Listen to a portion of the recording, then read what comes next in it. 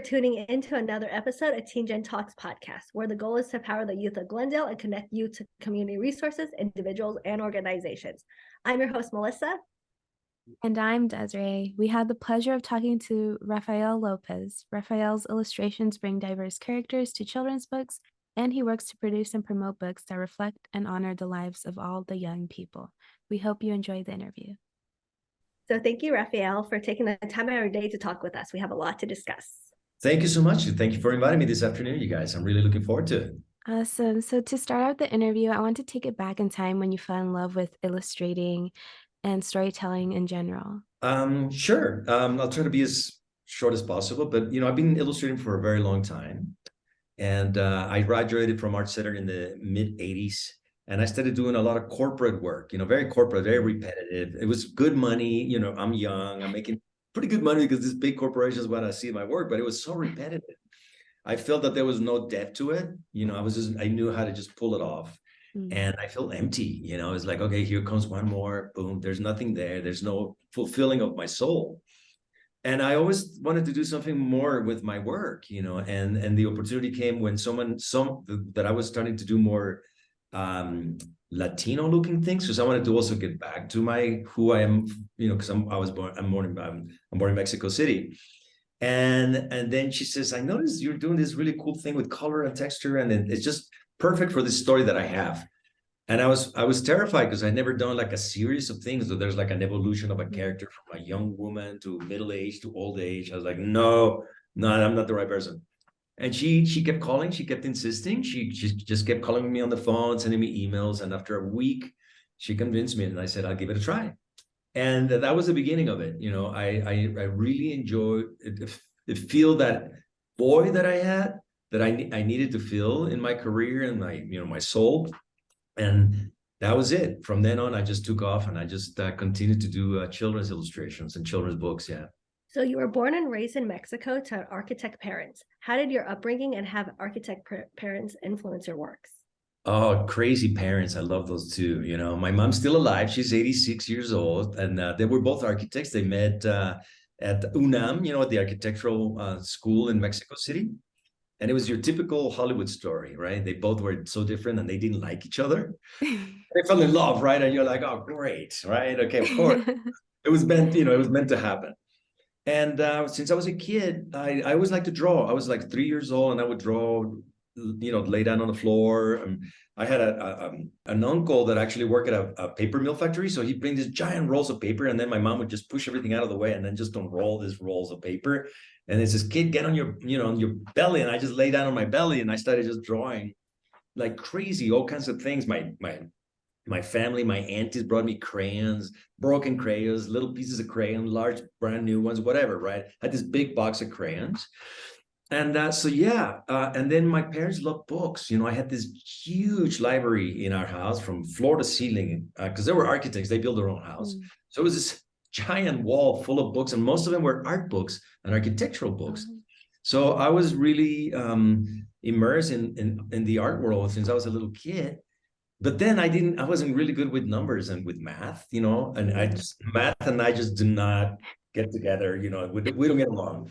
So I was pretty disappointed because I wanted to be an architect like my parents. And then a teacher finally told me, you know what? I know you so well. I've known you for so many years. You're going to be an artist. And she gave me that look, she just got real close to me like this. And I was like, oh my God.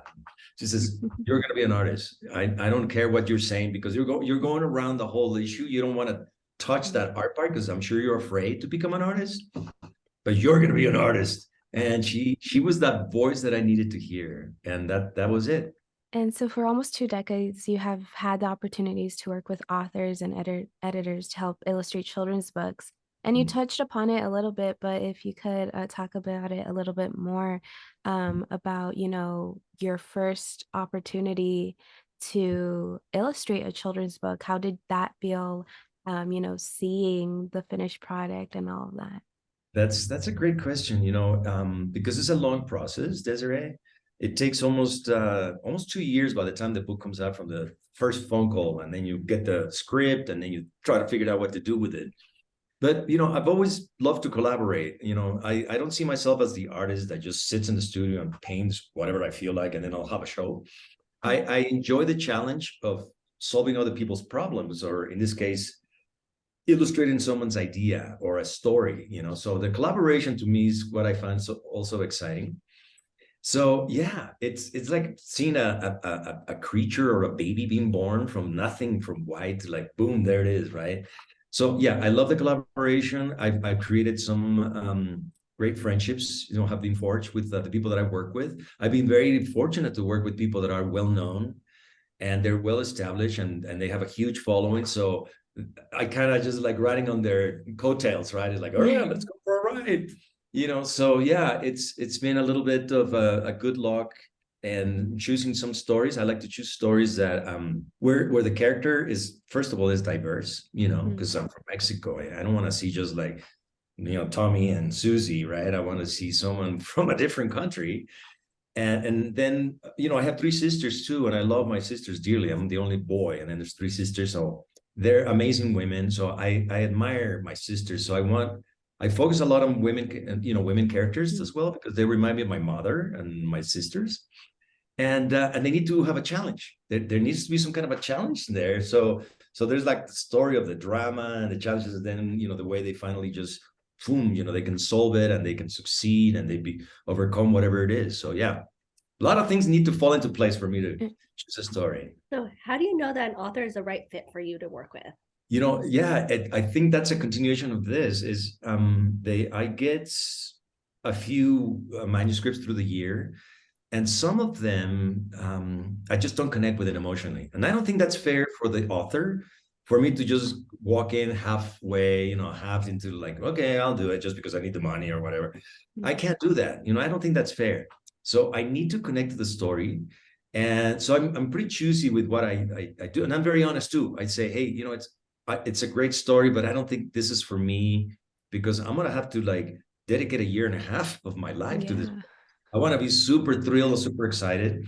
So all those things need to fall into place. And I think is not really the author, is more like the story. I mean, you could be famous or unknown. I've worked with a lot of brand new people that are coming out, but I just connected to the story. It's like, this one really is tugging to the heartstrings there.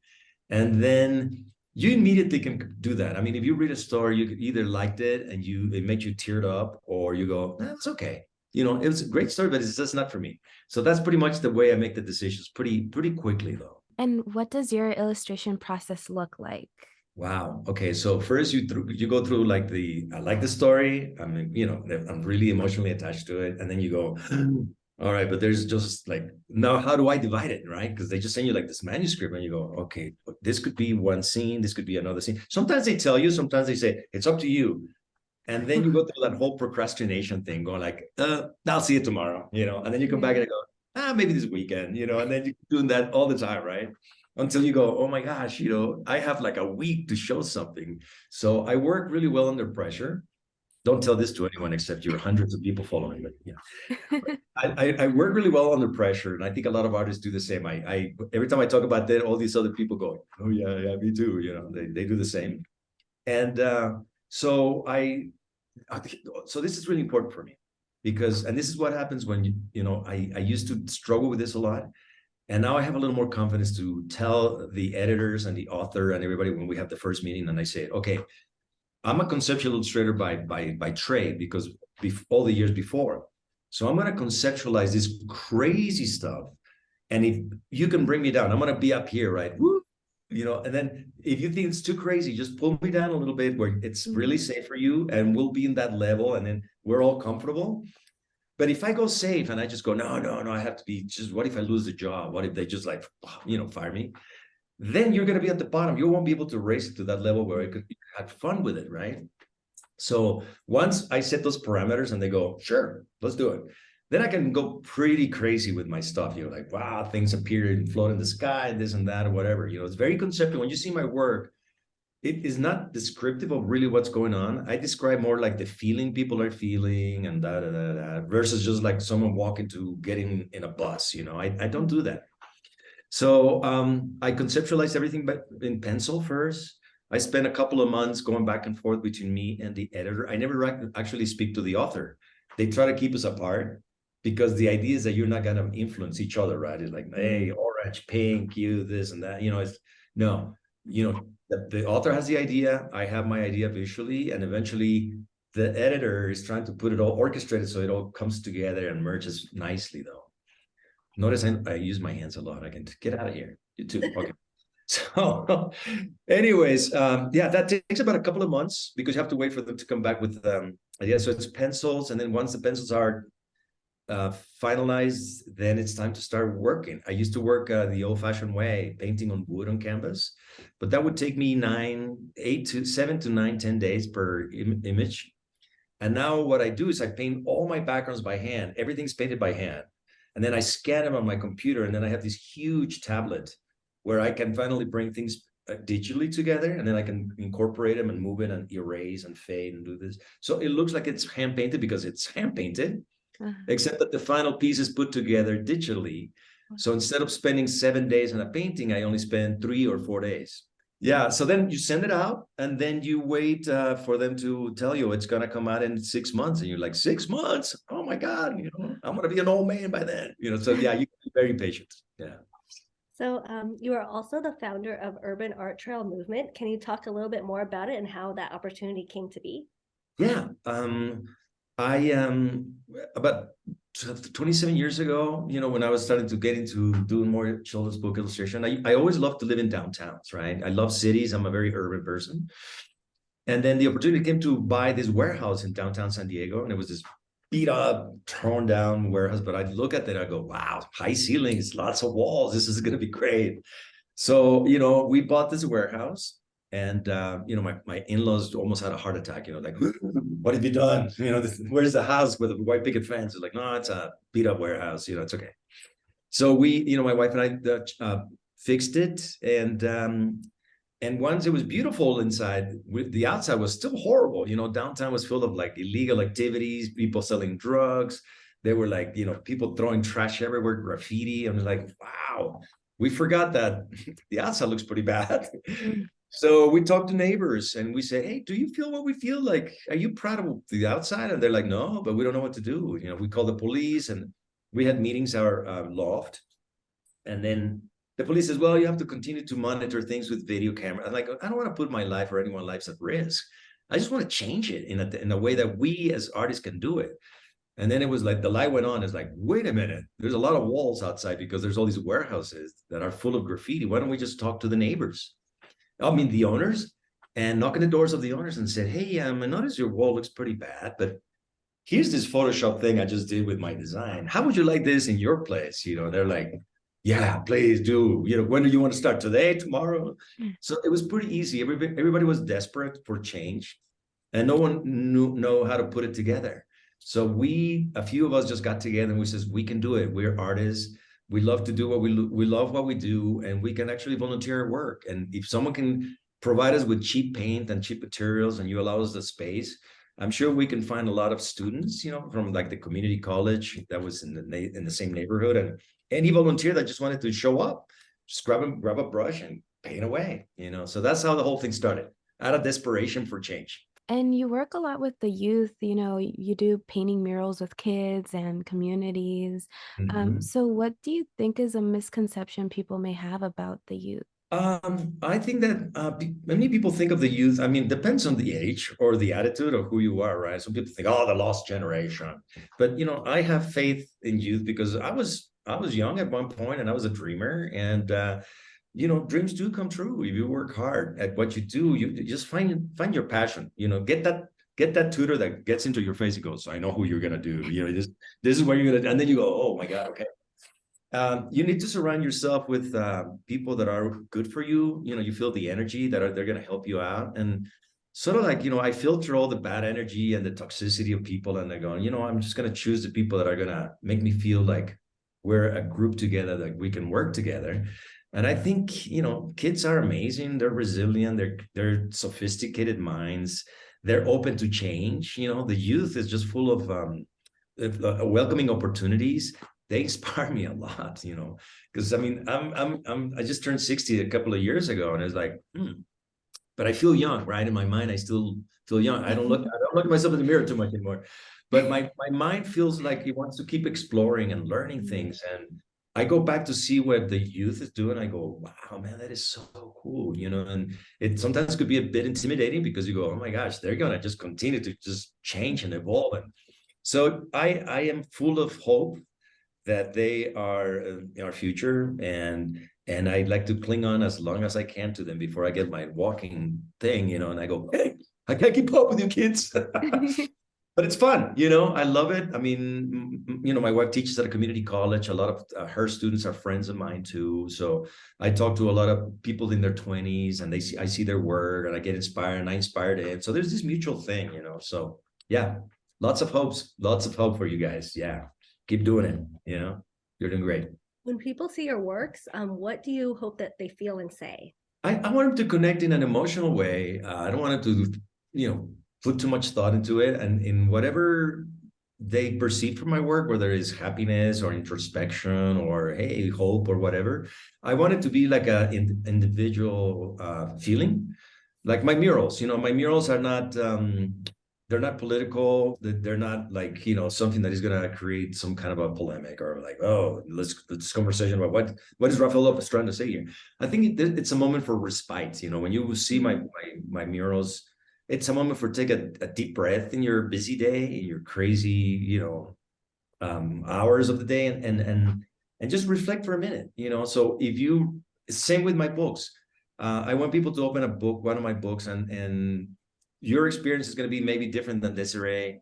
So I like that. I like you to just absorb from what you see in my work in a different way. And of course, for younger kids, what I like to do is for them to discover something that they probably missed the first time they open the book. That sometimes I put little cues here and there, and like, you know, like where the day you begin, you know, those little rulers that I have like on the table or on the trunk of the trees. Like, what does that mean? You know, why did Mr. Lopez put a new you know, yeah, like a scale there or something? It's just to measure yourself up. You know, how do I measure myself up against other people in the classroom, right? Certain things that are very conceptual. My work has always been very conceptual, and I want to continue to be conceptual. And I think sometimes the people go, oh, you know, they're kids. And I go, yeah, but kids are pretty sophisticated, man. You know, kids can really dig this, and they're going to just discover something new every time they see my work.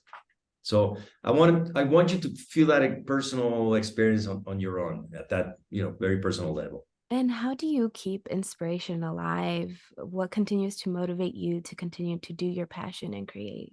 Yeah, it's a combination of both. I mean, it's that I've always loved what I do. So I never think of it as work, you know? Mm.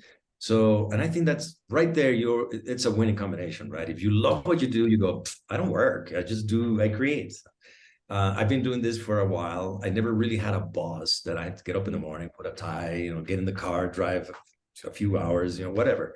I just sit in my studio, and you need to be very good with discipline, because it could be a disaster, right? This is what I did when I was younger. I was like, let's go to the movies.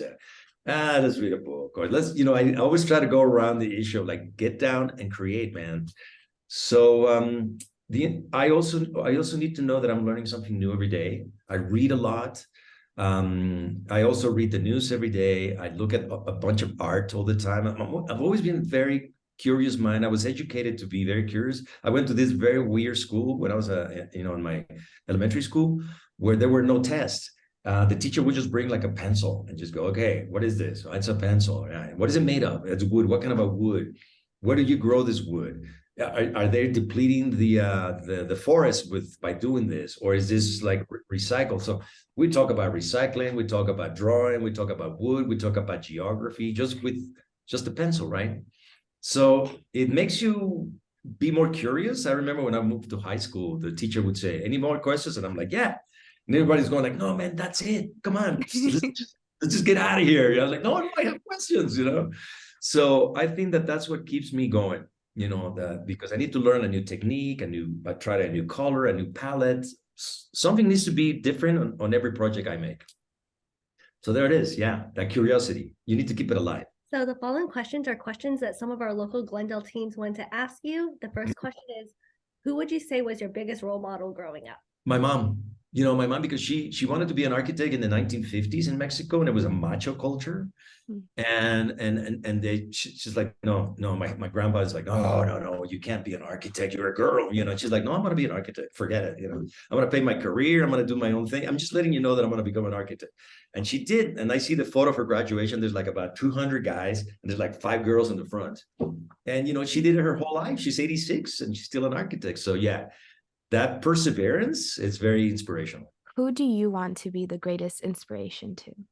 Just to other generations. I like to, when people start, you know, don't call me Grandpa Papa or Lopez or something, you know, hey, Grandpa Rafa.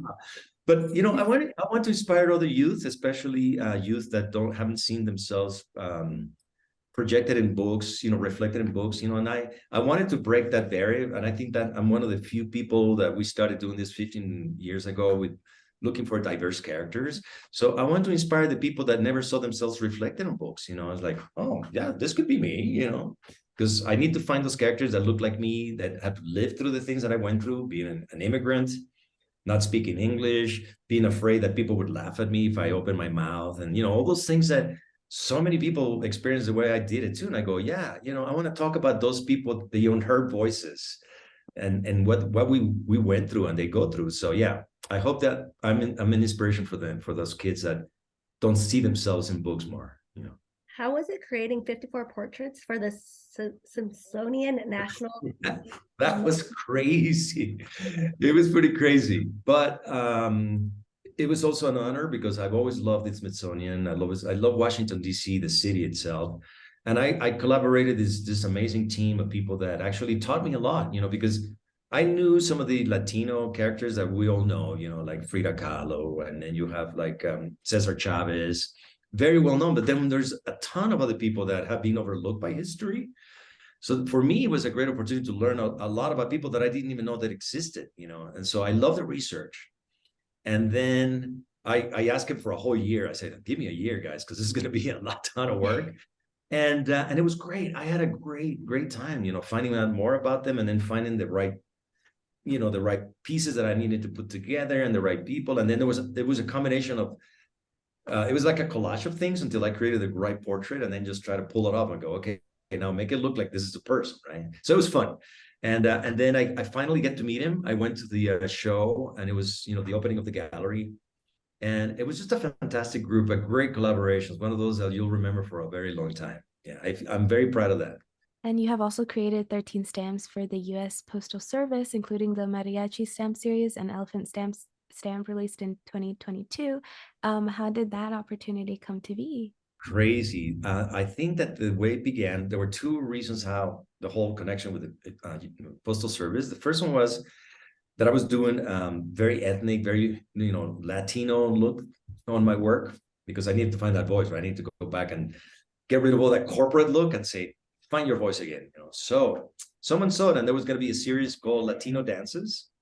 So, you know, it was salsa, merengue, bachata, or maybe not bachata, salsa, merengue, tango, and some other thing. And they gave me the merengue one. And at the time I was dancing, so I thought, oh, great, you know, I know exactly how to do it. You know, I know the movements and all that. So that was a great opportunity, because I collaborated with 3 other very accomplished illustrators. You know, 2 of them have become really good friends. And then I did one of the official posters for the Obama campaign on 2008. I was invited to be one of the artists. And I think someone saw the portrait that I did for President Obama. And this woman, Ethel Kessler, the art director, says, I want you to do the same thing, but now it's going to be like this Latino legend, which was Tito Puente, Celia Cruz, Carmen Miranda, Selena, and Carlos Gardel, 5 portraits in the same look as my Obama portrait. So that's how the whole connection began, you know. And once you do a good job, or they do, you know, and they said, okay, we'll call you back later, you know, because we like what you did. And that's what happened. Sometimes it's just by a pure chance. They saw something that you've done. But, you know, many people wait years and years and years to work for the Postal Service, because everybody wants to have their work in a little postal stamp, right? Yeah. So this one just happened by pure connection of people making connections. And I forged some good friendships with Ethel and some of the other art directors. So it's great. So looking back at your career, is there anything that you would do differently? Oh, man, let me see. I wish I would have started younger. You know, my book career, a children's book, because I started that in my 40s. And I have a lot of friends that started it way back, like in their 30s or late 20s. But I think that my time needed to start when it was meant to be. If I would have had a chance, I would have started earlier. And I wish I was better at writing so that I could start making my own stories and make my own books. That's the only thing that I would change, but that's like a superpower I do not have. Oh yeah. I think that would be amazing. I'm trying to work on one of my stories, and it's there. It's about 60% there, and maybe someone will be interested, and then I'll let you know, if that happens. Any tips for any teen that wants to pursue illustrating? Oh yeah, there's a lot of tips I could do. I could say just feel, look very introspective into what you want to do, and is this something that you're doing because it's just a fad, or someone else is doing it, or do you really feel it, right? Because I mean, it could be challenging, and it could. First of all, what the teenagers have as an advantage is the age, right? You're very young. You still don't have a car, you don't have an apartment or a house to pay, you don't have a family to feed. You can just start and say, I got nothing to lose, right? So I'm just going to give it a try and look, and do it. You need to just jump off the cliff and just go, here I go, I mean, but I'm young, so I got time to figure this out. And that happened to me. Many years when nothing, things were like this, like I was doing okay, and then there was nothing for many months, and then it came. But I have no debt. My life was very simple. So I think it's a good time to really start and be patient. Just got to be patient, be passionate, and patience. There's 2 P's. I need to third one. What is that? I don't know. You need to be patient, because sometimes, for me, it took about a good 7 to 10 years to really establish a name and a career where you feel like, okay, now I can take a breather. I don't have to worry or panic that there's no work tomorrow. But it took a while, for 7 years, I was panicking, it's like waking up in the middle of the night, just going, dear Lord, where's my next job going to come from? And then you realize it's going to be okay, because I'm doing what I love. And then, of course, keep track of what's going on, just sense the tastes of what's going on, what people like, who you are, find your voice, emulate other people if you like, but then find your own voice, because if you continue emulating someone too much, that person is way ahead of you already, right? You're never going to catch up with that person. He's always going to be ahead of you. And then he's going to start going circles around you. You're never going to catch up. So it's best to follow someone that you really love, or a trend that you like, and eventually veer and find your own voice and go, this is where I started, but now I'm doing my own thing. This is my unique Rafael Lopez. This is my own Desiree. No one else does it but Desiree, right? And you go, yeah. We want Desiree because she does this quirky thing, this little thing, whatever it is. So that's not a 3rd P, but it's just another little thing. So patience, give it a go, and feel it here. If you love it, that's a winning combination. So in the end, what do all these accomplishments signify to you, especially being Latino and being able to represent your community? That's great. I mean, sometimes you don't even know how much you've accomplished in your career, because to you it's just like every day is, oh, you do this, you do that. It's until someone reminds you, and then you go, oh my God, look at all the stuff you've done. You have your Wikipedia, you've worked with this, and Justice Sotomayor, and then you go, oh yeah, I should be a little more aware that it's been a pretty cool career. I have a lot of lucky breaks, some good opportunities, some good recognitions of my work. So sometimes you just forget, you just worry about the everyday things, like, okay, I need to go buy food for tonight, and I need to make sure my pencils are sharpened, I have enough, I need to, you focus more on like the everyday things. And then sometimes you need to sit down with a glass of wine and go, let's reflect back. It's been great. But I just want to be remembered by the community, not just Hispanic, but any community that feels like, hey, thank you for taking on this book where I see myself, So I'm more proud of those accomplishments that I've done with the community, with painting with kids in needy communities. That makes me really, really proud. And I think that's something that I needed to do, not just be an illustrator, but also be a muralist and work with the people, actually physically be there together and sweat and be under the sun and then see something that happens in a week. And then you go, and then the kids are just like, oh, I can't believe there was nothing there, man. And look at that. I go, yeah, there it is. It's pretty cool, huh? I love that.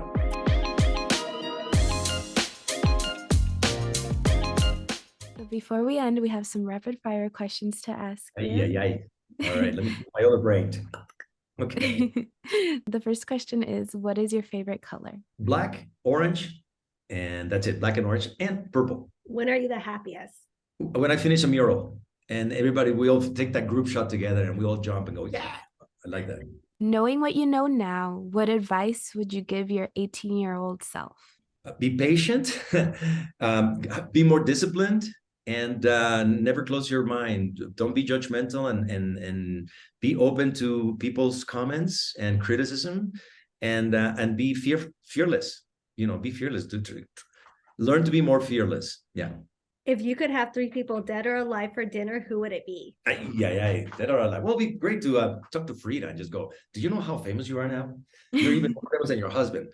Frida would be fun. I would love to talk to someone maybe like Albert Einstein, and just go, where the heck do you come up with this stuff, dude? Be great to just like, you can't even see what you're theorizing, and then you're right. And then like another, Pablo Picasso would be fun, I guess. I don't know. Just like, dude, you just broke all the laws and then you started doing this cubistic stuff. Where did that come from? That like a nightmare, but look at you. I don't know. I mean, there would be so many, but right now, at the top of my head, those would be 3 people I'd love to. Dalai Lama. I just worked with the Dalai Lama. It would be great to talk to Dalai Lama, His Holiness. Just to like all the challenges you had in your life, and you're still very positive, and you're giving, and you don't hold back any grudges or anything. What's going on? Teach me how to do that. What is a song that you have on repeat currently? I have someone right now. I just found one that is called "I Am So Difficult to Understand." I think it's called. So, and it talks about, he says, I'm composing this song because it's so difficult to understand, because it's so elaborate, and I think that's the way you see me too. I'm so difficult to understand because artists, we could be weird, right? It's like you could be really nice, and the next time you're just like, what happened to him? He was so nice. I've got to get out of here, man. This guy's weird. So yeah, I think it's called the artist called Pantoja, and I think it's difficult to understand, something like that. This is my latest one, and I've been playing it for the last 3 days. It's cool. What is your favorite movie? My favorite movie? Oh, there's so many. I love 2. I love Young Frankenstein, because I think it's just hilarious, and I also love Casablanca. I love the dialogue. Because it's not about sets or special effects. It's about the dialogue that goes on between all the characters. I find them fascinating. I mean, it was filmed in 1943 during World War II, and all the characters are so imperfect, and they're so full of this horrible past, and nobody's perfect, but they pretend to. I just love movies that make you think, and you have no idea how it's going to end up. Mm-hmm. I just don't like when you already know how things are going to happen, and you're like, I want my money back, man. My mind can do better than that, right? So the Casablanca and Young Frankenstein come right off the top right now. What is a book that you have read recently or are currently reading that you would recommend? I just went back and I just revisited Esperanza Rising, because Juan Muñoz Ryan is a good friend of mine. And I just love the story. It's about a young girl that lived in this really, beautiful hacienda, well done. She was like high up in the middle class, and then her world just comes crushing down. She needs to leave and not live with all these field workers in California. And then the way she starts rising again, I think it's a great story of just continue to do what you need to do to get out and overcome your challenges. So it's pretty cool. And I have a great story about Pam Muñoz. The teacher, when my kid was in 4th grade, the teacher says, I love Pam Muñoz, right? She's my favorite author. We're reading Esperanza Rising, and I go, guess what? She's a friend of mine. Do you want me to bring it over one day? Surprise for all the kids. And she's like, what? And I go, yeah, I can bring her over. So we did, right? Like a month later, they read Esperanza Rising. They got photos of her all over the wall. And then the kids didn't know. I just came and knocked on the door, and I go, I got someone special for you. And then Pam comes in, and all the kids just went, their jaws just dropped. It was great. I love that moment. I really remember that with tons of really incredible memories, very positive. So thank you so much, Rafael. We learned a lot about you. Thank you for taking the time out of your day to talk with us. Can you let everyone at home know about any upcoming projects and where they could connect with you? Sure. You know what? I mean, I just finished my last book with the Dalai Lama, The Little Book of Joy, and Archbishop Desmond Tutu, and I'm working. It's not going to happen right away, but it's a very interesting story. It's with this author, and he's American Indian, and he's going to write about how he lost his mother to COVID. So it's about letting go. And in their culture, it's all about, it says, you keep walking, you keep walking on. You don't just disappear and die, you just keep walking. So I like the concept. I think it's gonna be pretty challenging, but I want to work on it. And I already got the thumbs up from some kids. I was speaking in Iowa, and I asked the kids, "Do you think it's a good idea?" And they're like, "Yeah." So hey, they're the guys, right? They're the ones that know better. So thank you again for your time, you guys. I had fun. You make me feel young again. My mind's still young, not the rest of me, but the mind is there. So have a great time, all of you guys, and the audience as well. And I hope you got something out of this crazy guy here in the middle of Central Mexico. All right. Awesome. Well, thank you so much again. Awesome, Okay, you we guys. enjoyed this so much. I Thank enjoyed you. it too. Thank you so much, you guys. Have a great afternoon. Okay. You as well. Bye. Okay. Adios, everybody. Take care. Did you enjoy this episode? I'm sure you did. Don't forget to follow us on our social medias on Facebook and Instagram at MyGlendelLAC. And don't forget to follow us on Spotify or Apple or anywhere where you get your podcast from at Teen Gen Talks. Also, make sure to give us a like and subscribe to the YouTube channel Glendale Library Arts and Culture, where we post full episode videos every Friday at 4:30.